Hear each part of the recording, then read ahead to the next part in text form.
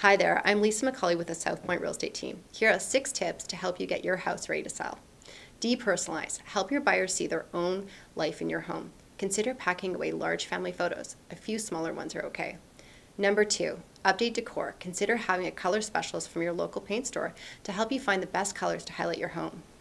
Number 3, make space. This is so important. Look at all your closets. Try to have them only half full so they seem spacious for your potential buyer. Number 4, declutter and reorganize. Tackle any miscellaneous drawers. Number 5, deep clean. Clean showers, all the grout, walls, or light switches. Help your buyer feel that the things they can see are maintained as well as what they can't.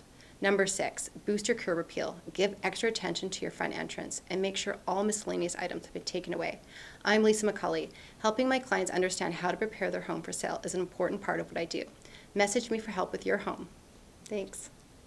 Hi, I'm Carly McClellan from the South Point Real Estate Team, and I'm here to talk about real estate devaluators. The number one devaluator is busy roads. Typically, a house on a busy road will sell for about 10% less than a house in a residential neighborhood.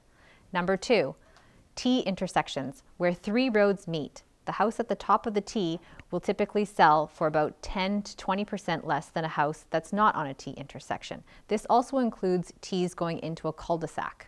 Number 3, power lines and cemeteries. These types of properties don't appeal and are considered deal breakers to some buyers. Whenever we limit the group of buyers coming through a property, it's hard to gauge how much it devaluates, but it definitely devaluates the property. For any more questions, feel free to give me a call. Thanks so much for listening. Hi, I'm Andy Matthew with the South Point Real Estate Team. I'm here to talk about an online mapping system with the City of Surrey called Cosmos. And why I like this system is that it allows me to look up the lot dimensions, any easements on the properties, or any right-of-ways. Also, the biggest point here is it allows me to look up any potential active development applications.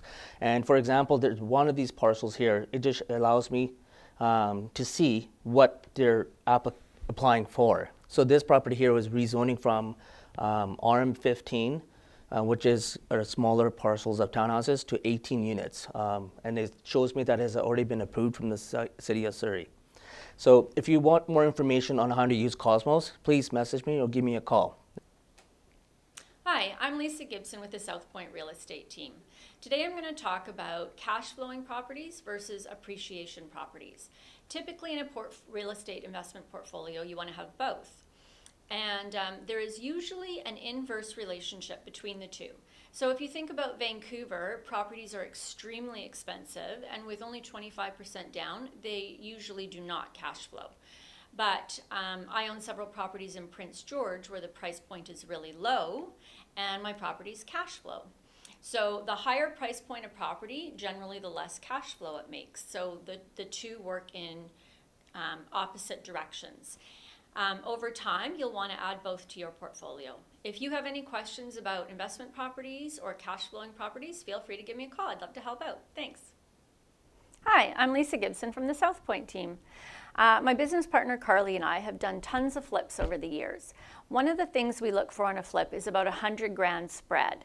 So it's very hard to find that right off the bat, but if you start with about a $65,000-$70,000 spread on a listing and what top sales are, and then try and work the offer down to lower than that, and then when you're doing the flip, you really watch your costs, you can achieve that $100,000 spread, and with that spread, you know you will make money on your flip. If you have any questions about doing a flip, feel free to give me a call. I'd love to help. Thanks. Hi, I'm Lisa Gibson with the South Point Team. Our team has a very specific rollout for listings that we follow on every single listing. First, we get our staging consultant in to give you a consult on how to declutter and rearrange your furniture. Then we bring our staging items in and we will set those up in your place. Then we bring in our cleaners for a really deep clean. This is not to say that your place is dirty. We just want to hit all those spots like face plates and bathroom fans that a lot of people miss on a weekly basis. Then we bring our professional photographers in, our floor plans in, and finally we always like to have your listing come out at the beginning of the week, because when it comes out Friday, it doesn't give people enough time for the weekend maybe to get in and see your place. Call us today if you'd like to list. Thanks very much. Hi, I'm Lisa Gibson from the South Point Team, and this is my business partner Carly. We've done a ton of flips together. So I wanted to talk about the last one Carly and I did together, which was about a year ago in Aldergrove. And Carly found the flip. She's amazing at finding flips. So do you want to tell people what drew your eye to that listing in particular?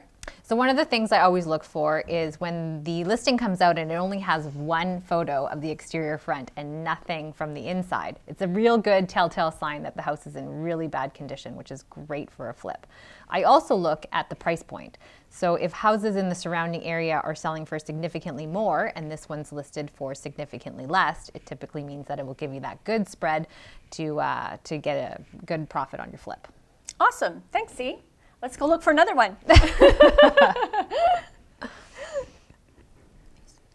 Hi, I'm Lisa Gibson from the South Point team, and this is my business partner, Carly. Aside from just our real estate team, Carly and I do lots and lots of flips together as well. So we want to talk today about our very first flip in Prince George, where we bought a triplex and then we put some value added onto it. So Carly, do you want to talk about that? Yeah, so that one Lisa and I went and looked at, and it was a triplex to begin with, and there was a section of the house that we saw and we thought, well, maybe we could throw a suite in here to make some extra income from the property. And so that's what we did. We bought it and we added a kitchen. I think the bathroom was already there, but we definitely made it bigger. And then we put the kitchen in. It already had a separate entrance, so it was pretty much good to go. And you showed up in your heels to do a flip. I did. You always got to look good. Well, the flip looked good, and Carly looked good, and I look like shit. And we made money, so we did. We all won. We did. Thanks for watching. If you have any questions about doing a flip, call us. We know what to do. Hi, I'm Lisa McCauley with the South Point Real Estate team. What is an agency relationship and how does it protect a client? Number one, as a realtor, we want to give our clients the best service. When we enter into an agency relationship, we now owe our clients the highest standard of care. Number two, reasonable care and skill. When you enter into an agency relationship with a realtor, we will use all our experience and skill to help you make an informed decision. Number three, full disclosure. As your agent, we're required to disclose anything that might affect your decisions.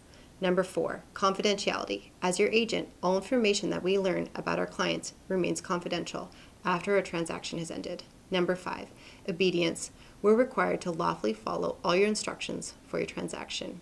I hope that was helpful. Message me for more information about agency relationship and how I can help you with your real estate questions. Hi, I'm Lisa Gibson from the South Point team, and this is my business partner, Carly.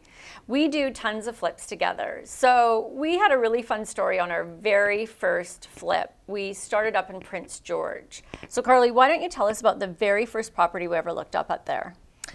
Well, this property came up on MLS and I saw it and I thought, what an amazing deal. The price was fantastic and the amount of rents it brought in was something I had never seen before in the Lower Mainland. So I called up Lisa and I was like, we gotta go for a road trip. And so it was a snowstorm. It was in the middle of winter. I thought she was crazy.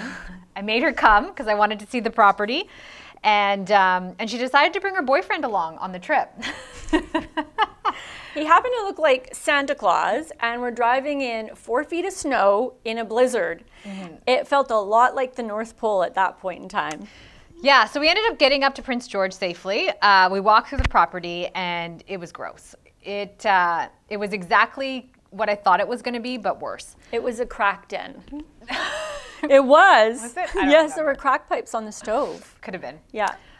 It was in really rough shape. And so the amount of money that I originally budgeted for versus the rents that it brought in, the spread was dwindling with the amount of renovations that the property needed. But it still cash flowed by about $1,000 a month, which was a property that I could never find locally. So we ended up buying it after that trip. Or I ended up buying it and you chickened out. I chickened out. She bought it. I bought it. And I actually still own it to this day. Yeah.